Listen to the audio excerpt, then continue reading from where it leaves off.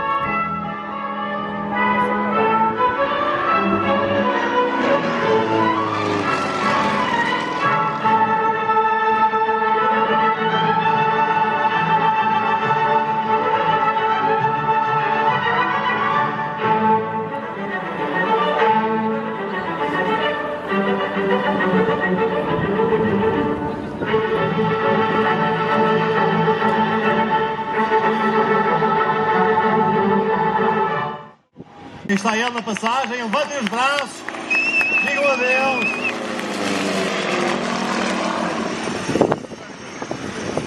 Façam sinal ao homem porque ele merece tudo, não é? Eu acho que ele não viu porque ele ia virado ao contrário agora. Portanto, ele aí está, portanto, acabou de aterrar. Ramon, ele é realmente um campeão.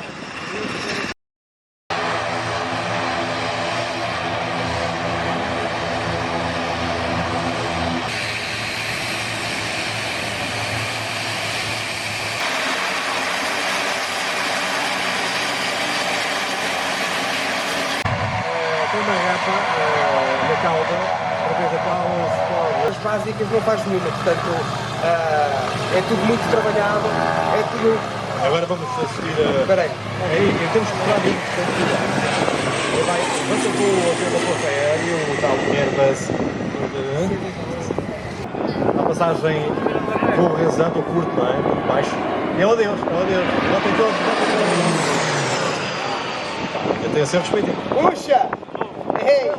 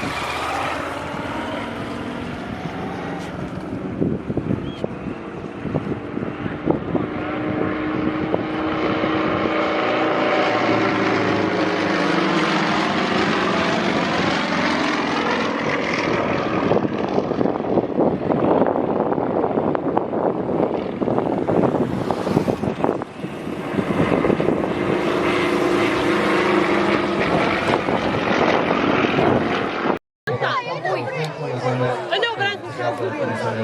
Depois são iguais.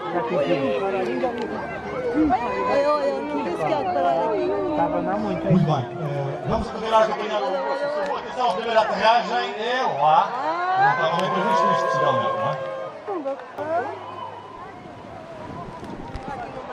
Também uma aterragem que eu dizer perigosa. Vamos lá ver se... Sim, eu bem assusto com isto. As aterragens são muito... Agora está bem.